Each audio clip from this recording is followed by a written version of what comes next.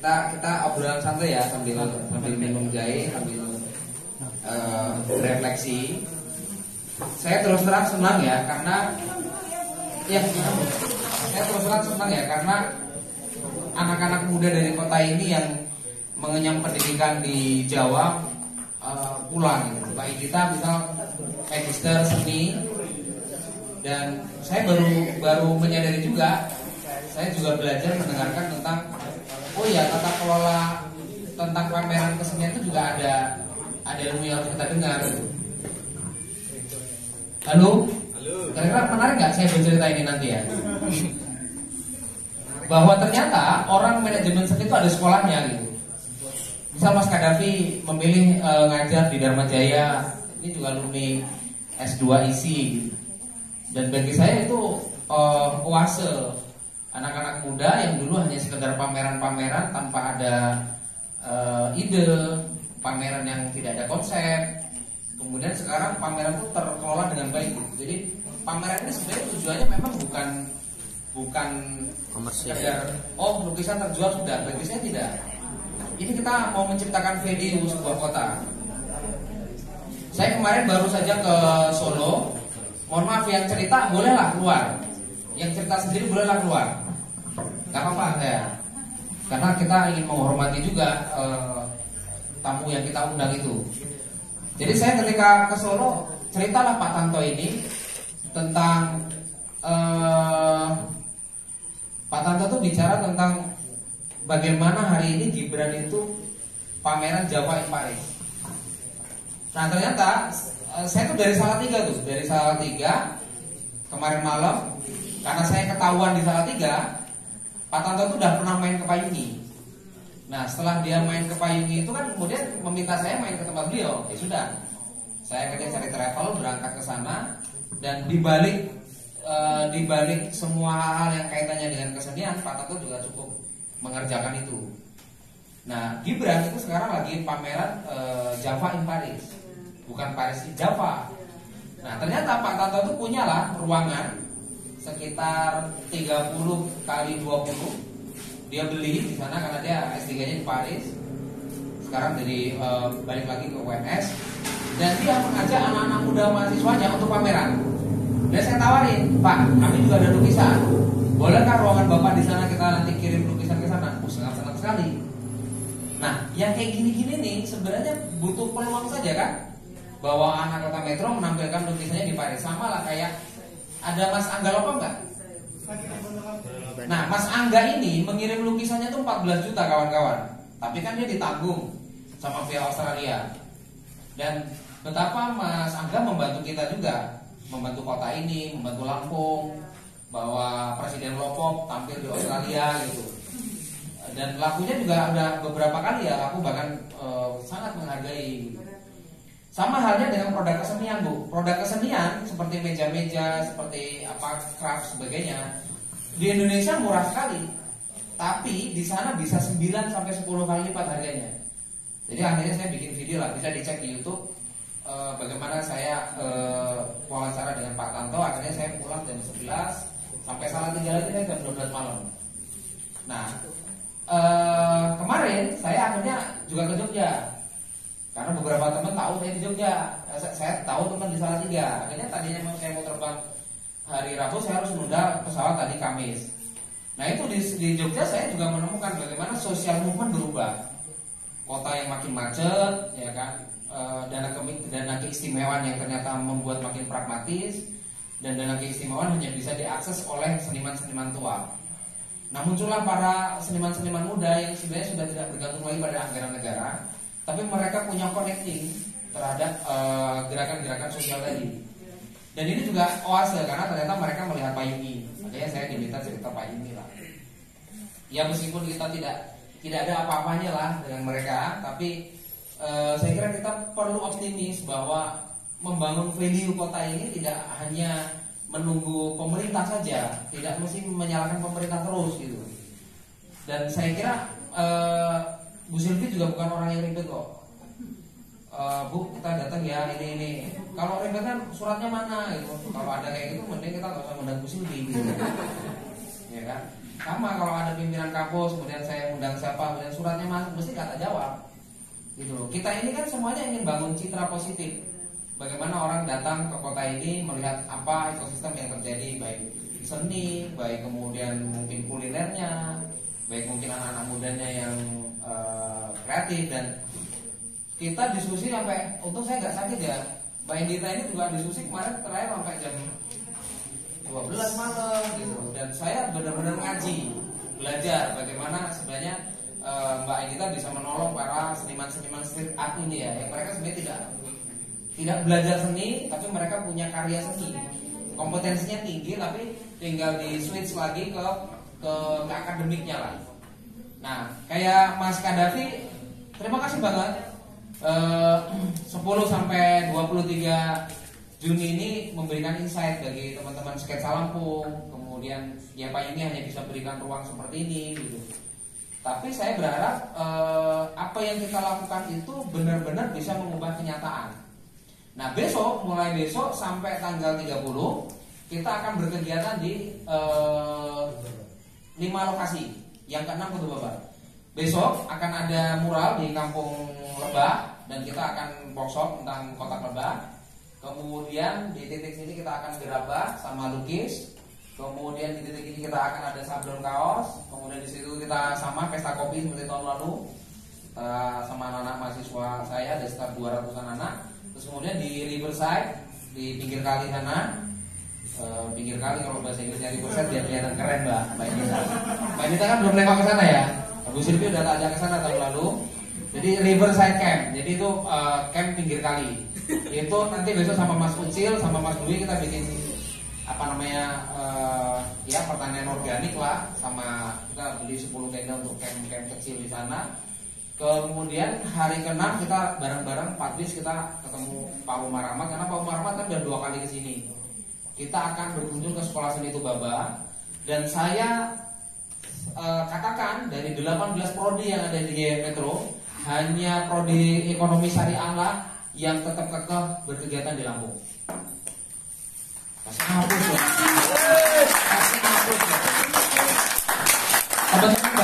Teman-teman bayangin 8.000 mahasiswa, jika ke Jawa itu habisin 3 juta, itu menghabiskan paling enggak 24 miliar. Duit dibuang ke Jawa. Iya.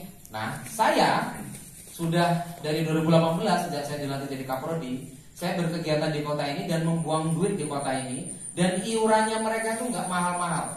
Biasanya mereka ke Jawa itu 3 juta, mereka berkegiatan 500, nyablon kaos pakai sendiri ya kan, buat kopi minum sendiri ya kan, bikin gerabah dijual, dipayungi dan sebagainya. Kotak lebah bahkan panen, dan aset kami juga banyak. Bahkan anak-anak ini punya tempat ngopi, kemudian ada sablon kaos 15 juta gitu. Dan ini menunjukkan bahwa kita jangan terlalu ingkari terhadap Jawa. Bukan kita nggak senang sama Jawa, tapi kita bisa bikin kegiatan yang memutar uang itu di kota ini sendiri. Ya Lampung lah saya kira. Oke, begitulah diskusi pamer keceriaan. Ya kan? Karena itu kan sering pamer Metro Ceria. Kita juga pemerintah itu harus pamer keceriaan. Silakan Mbak Indita, pendek aja ya. Makin malam besok ibu kan jadwalnya juga padat. 5 menit saja. Ya.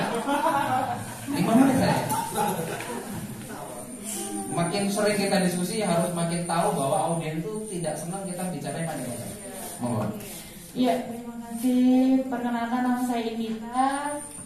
Kebetulan saya di sini sebagai membantu teman-teman semua menjadi penulis dan mengkurasi beberapa karya yang ada di pameran karya kolaborasi pada 2 minggu ini. Terima kasih kesempatannya sudah diberi panggung, ketemu ibu-ibu hebat di depan ini. Nggak banyak cerita sih, maksudnya sejauh ini kan sebelumnya karya-karya seniman-seniman ini saya perhatiin sangat berkompeten banget ya Bu ya dalam berkarya, tapi hanya kurang bagaimana memanajemen diri sendiri dan bentuk pamerannya itu. Jadi di mana saya di sini berperan sebagai mungkin sama-sama belajar di sini, tapi saya sebagai membantu mereka untuk menarasikan dari hasil karya-karya mereka yang mereka sudah buat selama proses berkaryanya mereka gitu. Terus nggak banyak sih Pak, maksudnya nggak banyak tahu tentang bagaimana saya bakalan hidup di Metro gitu, karena sebelumnya saya lama sekitar dari 2014 saya tinggal di Bandung karena saya berpendidikan di Bandung. Lalu saya di Telkom, Bu, benar. Lalu saya lanjut kuliah di Jogja. Jadi saya pikir saya nggak bisa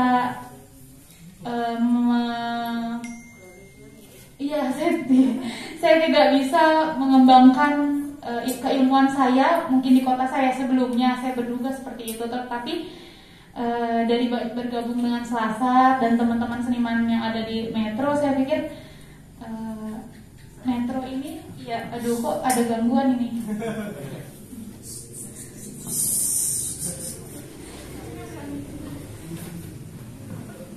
Saya pikir saya balik lagi kenapa enggak saya belajar di kota kelahiran saya, dan saya lahir di Metro, kenapa saya harus berkembang di negara orang, bahasanya saya bisa mengembangkan negara saya sendiri gitu.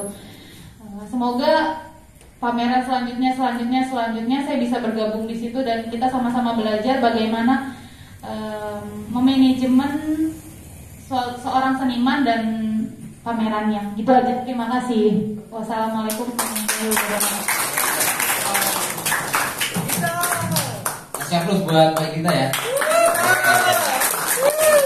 Selanjutnya Mas B.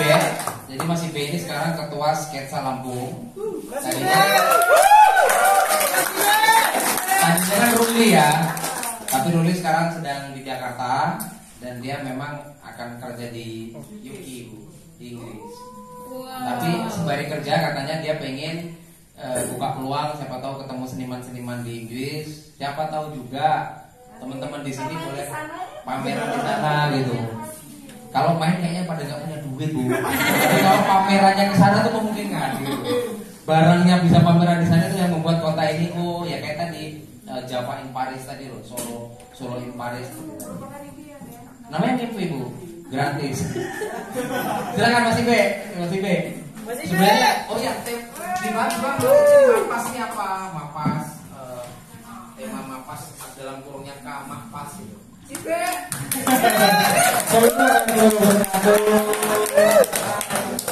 Lagi saya ucapkan terima kasih. Terus di sini sebenarnya baru kali ini yang selalu saya makanan seperti ini. Biasanya kita kalau ngobrol cuma ngobrol aja gitu kan, yang ini dilihatin bapak-bapak, ibu-ibu.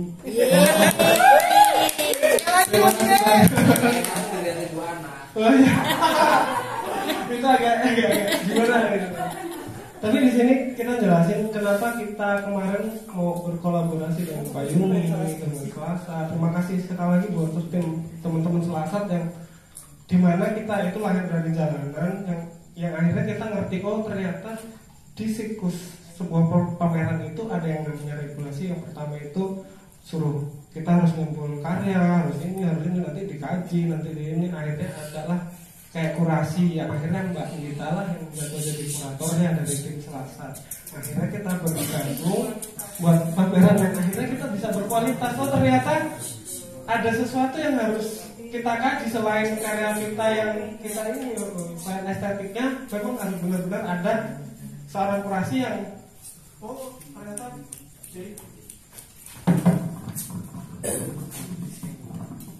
ternyata kita nggak asal-asalan lagi buat, karena kan di kurasi ini ada tematikalnya, yaitu Mapas dan Mapas. Mapas sendiri itu kita ngangkat dari kejadian di Lampung itu apa sih yang Mapas gitu. Ternyata pantainya indah-indah, muli-mulinya cantik-cantik.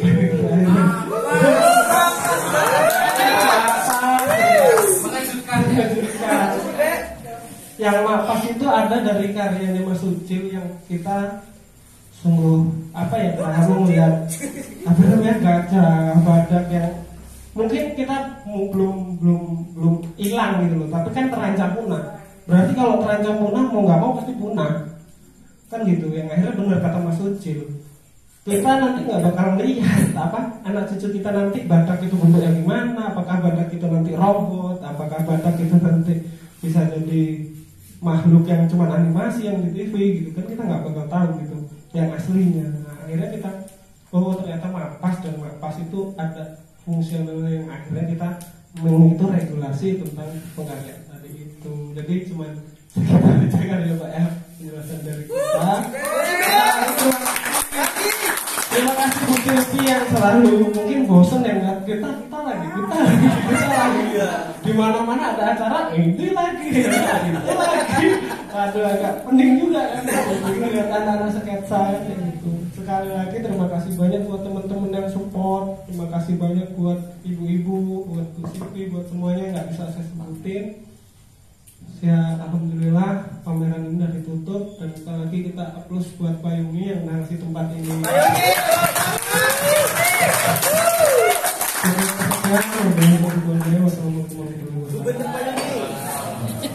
Ya gimana kan teman-teman lagi kan, bener Lampung aja teman-teman yang kerjain gitu kan.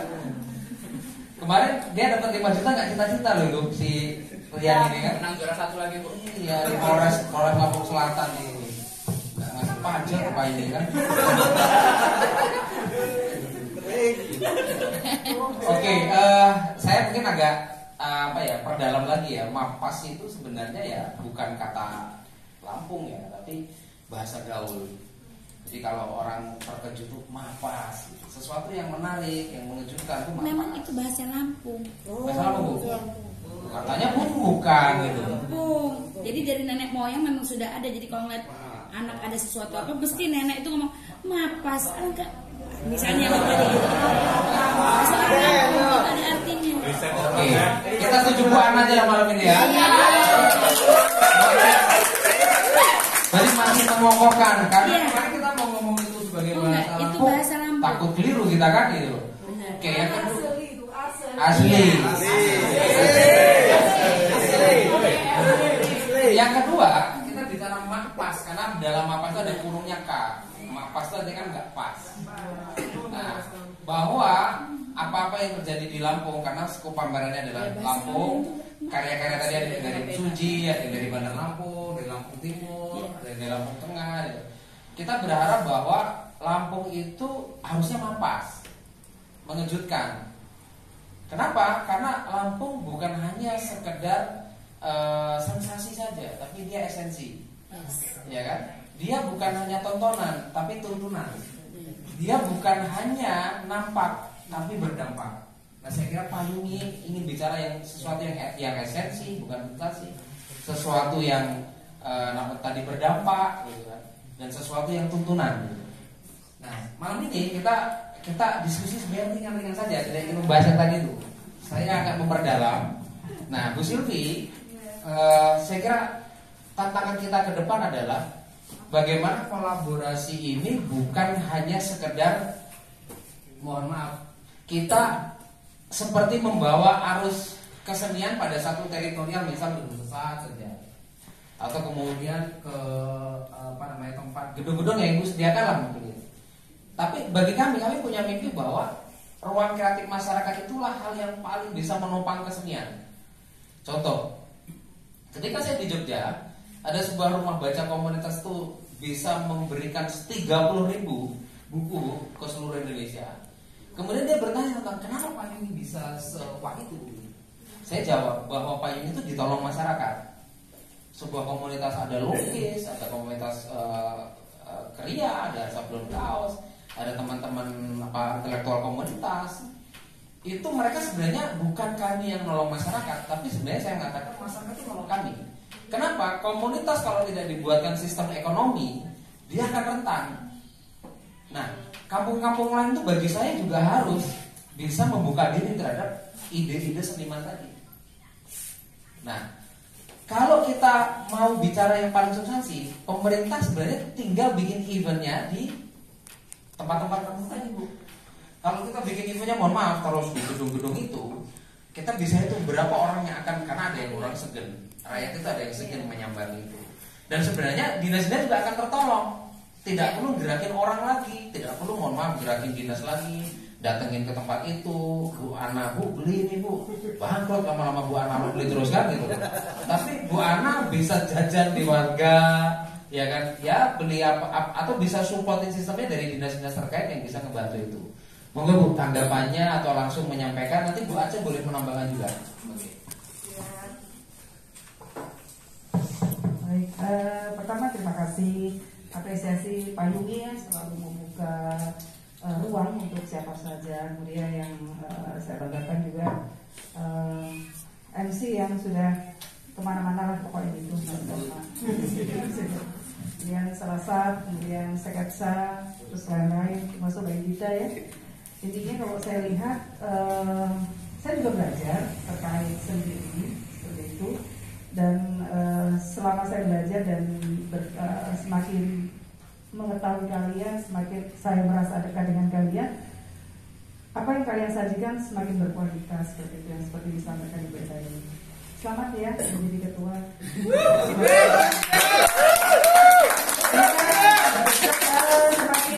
Semakin karyanya semakin keren, rezekinya banyak, cepat gagal. Ini tuh STS-nya ya. Oh pagi ya. Oke. Terus sebelum saya menjawab tadi, saya juga merasa bangga ya gitu, bahwasanya kalian secara tidak langsung ataupun langsung membawa nama Kota Metro menjadi mana yang lebih terbuka gitu, walaupun dengan segala resiko dan hal-hal yang memang menjadi yang harus terkoreksi. Tentunya kita sebagai insan yang jauh dari sempurna tentunya itu akan menjadikan sebuah koreksi, tapi setidaknya menjadikan semangat bahwasanya kami, terutama saya, kita yang hadir di sini adalah yang saya bawa sengajanya adalah istri-istri kepala dinas, supaya juga lebih terbuka bahwasanya kami akan hadir bersama kalian seperti itu. Jadi mari bersama-sama peluang-peluang ini kita manfaatkan dengan sebaik-baiknya. Jadi kita tidak bisa sendiri, tapi dengan adanya kalian, dengan kebersamaan kami dengan kalian, tentunya akan menjadikan sebuah kesempurnaan. Kemudian flashback yang lalu, sebenarnya pandemi ya menjadi alasan kenapa kita masih di dalam sebuah ruangan, kenapa tidak di luar seperti itu. Kemudian maksud tujuannya percayalah sebenarnya adalah hal kebaikan. Itu kita menginginkan walaupun itu di gedung besar, tapi karena ini adalah sebuah event untuk semua, inilah kesempatan siapapun dari kalian masuklah ke sana gitu ya. Yang mungkin suatu saat itu tidak bisa lagi dimasukin atau enggan datang ke situ karena harus membawa undangan gitu. Tapi kalau kemarin sebenarnya tujuannya adalah ini adalah sebuah kesempatan siapapun dari kalian masuk saja, dan itu adalah arena untuk kalian selain alasan-alasan yang tadi salah satunya pandemi. Percayalah apa yang kita buat itu sudah dipikirkan sedemikian rupa dan sebenarnya adalah berharap kebaikan untuk semua. Kemudian yang lain-lain, saya memposisikan di sini adalah sebagai orang tua. Jadi percayalah lagi, senantiasa saya pun berpikir apalagi ya yang kita berikan ruang apalagi ya untuk mereka. Saya juga berpikir tanpa ada karya atau tanpa ada transaksi ekonomi apapun itu tentunya akan melemah. Itu tentunya menjadi pemikiran kita semua, dan di sini juga ada beberapa kampung kreatif ya Mas Dharma ya gitu. Tapi tentunya kan belum sekuat di Payungi. Saya juga sering keliling, kemudian saya juga diskusi, saya senantiasa menyemangati seperti itu, dan mereka banyak di antara mereka banyak ya justru sebagian besar yang masih membutuhkan siraman-siraman ataupun penguatan-penguatan dari beberapa komunitas kalau saya lihat gitu. Jadi kalau tadi memang bisa teman-teman bisa menyebar ke tempat-tempat mereka, tentunya itu akan sangat membantu mereka untuk lebih eksis. Karena bagaimanapun saya selalu menyampaikan kepada tempat-tempat kampung kreatif itu, selalu saya bilang kalian harus punya sebuah momen yang memang menarik untuk dihadiri gitu, tidak senantiasa menonton. Tapi kan sulit ya, maksudnya bukan sulit tapi tidak mudah untuk menciptakan seperti itu.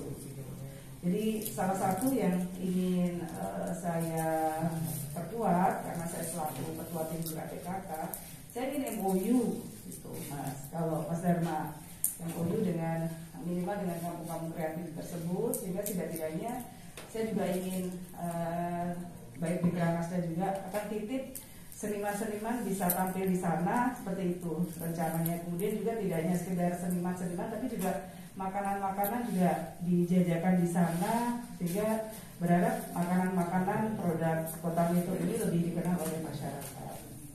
Jadi butuh kerjasama, dan insya Allah saya juga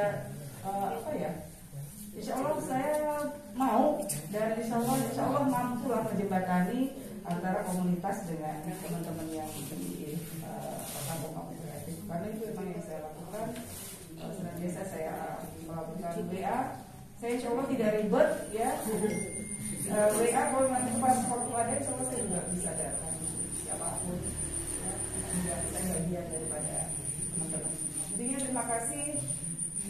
Hal-hal yang perlu saya sampaikan tadi sudah di atas ya. Keharuan saya, kebahagiaan gitu.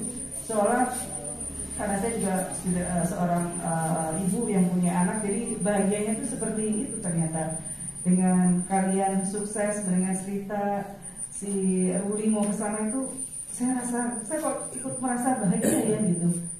Berarti ada anak Metro yang akan pergi untuk eksis diri, untuk mencari peluang lebih baik gitu.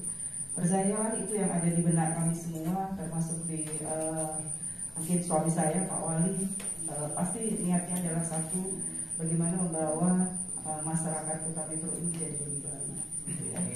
Dan karena kita juga manusia, pasti tidaklah itu sempurna, sehingga kita terus belajar, masukan-masukan tentunya untuk perbaikan kita gitu. Jadi keren kalian, saya bangga dan saya sayang kalian selalu.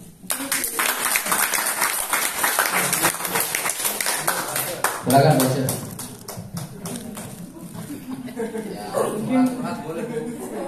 Mungkin sedikit menambahkan saja, melengkapi kebanggaan Bu Wali terhadap Ayuni.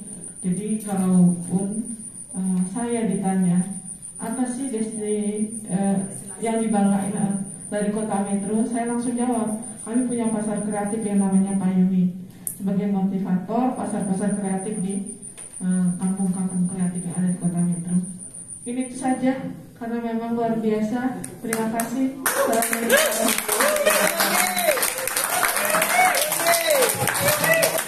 Kayaknya kayak itu logo nasional ya. Udah seantero gitu. Siapa tahu ya nanti si Po itu pergi ke UK, ya kan? Ternyata nanti Payuni juga ikut ke sana gitu ya. Nanti kata-kata Rembo tapi Payuni, keren. Dan saya juga tergelitik, wah di sana di mana tuh di UK-nya gitu ya. Kebetulan saya pernah ke sana, jadi penasaran banget tuh. Misal ada karya Metro di sana tuh, ya seperti si Gibran lah, Mas Gibran ternyata Java tapi di Paris gitu ya, bukan Paris di Java gitu. Jadi pasti bangga banget ya. Walaupun nanti pulangnya kita beli juga itu. Yang Gibran kan kemarin cerita, yang dibeli juga produk Solo itu dibawa pulang lagi. Tapi bangga, belinya bukan di Solo, belinya di Paris gitu. Jadi keren banget ya. Kita berdoa, kita kan impian harus zaman sekarang apa sih yang gak mungkin gitu. Jadi kalian anak muda jangan sampai hanya mentok setinggi inilah mulianya, setinggi langit, karena kita juga sekarang udah eranya adalah udah era yang melejit gitu ya, tanpa batas. Kesempatan ini tolong digunakan semaksimal mungkin, pasti bisa, yakinlah pasti bisa. Jadi semangat saudara. Jadi sebenarnya kalau Pak Tanto itu kan kebetulan memang kuliahnya di Perancis ya, dan UNS itu mengirim produk-produk anak UNS ke Perancis. Itu memang awalnya dipamerkan, tapi sekarang sudah 3 kontainer. Dan itu pameran itu memang orang akhirnya nanya harga. Jadi pameran itu sekali lagi, saya tadi kan di awal mengatakan pameran itu nggak mesti harus laku sekarang. Jadi ini cara nge-branding. Orang branding itu kan bangun value, bangun karakter. Kalau orang pameran sekali lalu minta laku, itu namanya pemalakan. Dan Anda bisa tafsirkan macam-macam lah dengan posisi itu. Tapi saya pengen bangun ekosistem. Saya percaya dengan ekosistem. Kenapa? Ketemu yang saya dengan Pak Tanto itu adalah bicara tentang ekosistem. Dia ngomong, Mas, saya awal tuh buang duit. Saya bawa 1 kontainer, produk-produk semua saya kumpulin, kemudian saya punya galeri di sana, saya tampil.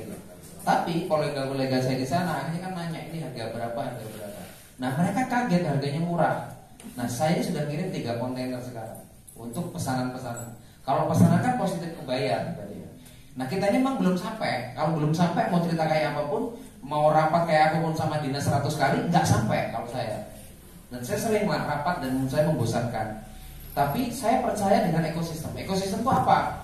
Orang bicara tentang dari hulu ke hilir. Ada orang yang terus memproduksi kesenian, ada orang yang menjadi juru bicaranya, ya kan? Ada orang yang terus bisa memfasilitasi karya itu bisa dipamerkan di sana.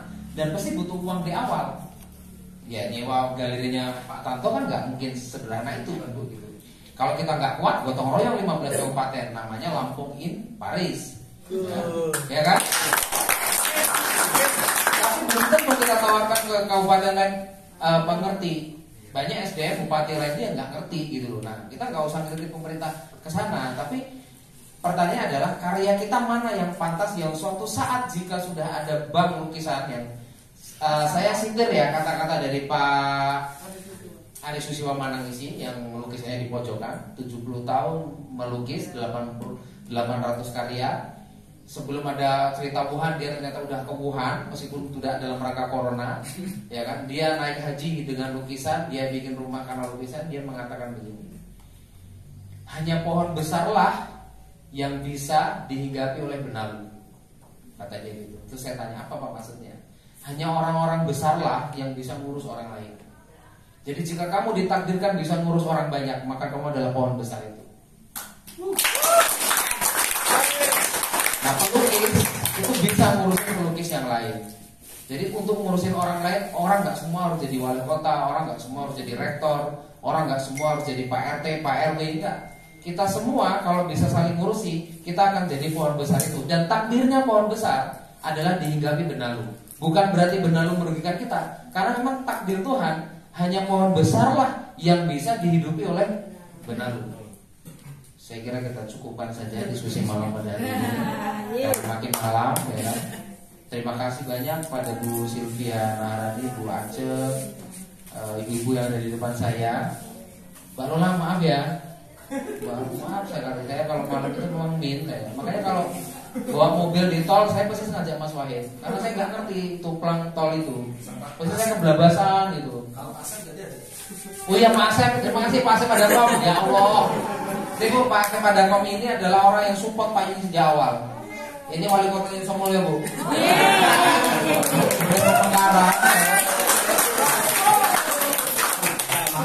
Kom, ya kita tahu ada kom, siapa yang nggak kenal kan gitu. Oh ya istri bapak kan di ini ya, di guru TK ya. Iya. Apa Pak? TK. Tahu tempat TK ya? Ya banyak sekali lah tolong menolong yang dilakukan 3,5 tahun yang oleh Pak Asep. Pak Asep itu dulu mau mural kampung ini total. Kemudian saya larang. Saya bilang, enggak Bu. Jadi ketika ada mural, wah ya agak panjang nih ceritanya. Jadi ketika dulu kita lagi mural, beliau datang, saya bisa nih, saya beli cat semua. Saya bilang nggak bisa Pak. Pemberdayaan itu tidak begitu. Pemberdayaan itu Bapak beli cat 5 saja, saya 5, Pak Soban 5. Tapi kita ajak warga keluar cat satu-satu. Ketakutan dari pemberdayaan itu kalau gagal adalah ketika kita mengandalkan satu orang, kemudian orang itu bergantung pada orang itu. Maka kita nggak boleh bergantung semuanya sama Bu Silvi.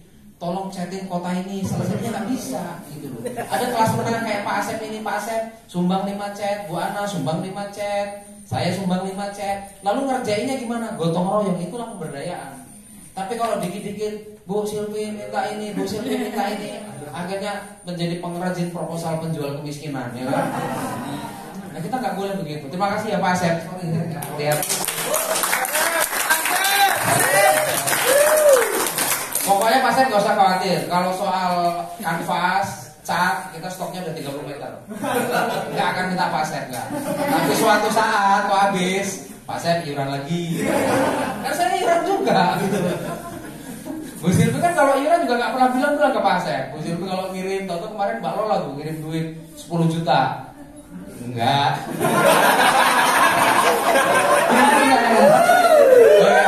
Jangan. Bu Silvi kalau nyumbang nggak usah cerita-cerita juga kok. Pasti nyumbang dia. Karena nyumbang itu nggak ditentukan paling banyak, tapi yang paling ikhlas. Bila bisa bilang wassalamualaikum warahmatullahi wabarakatuh.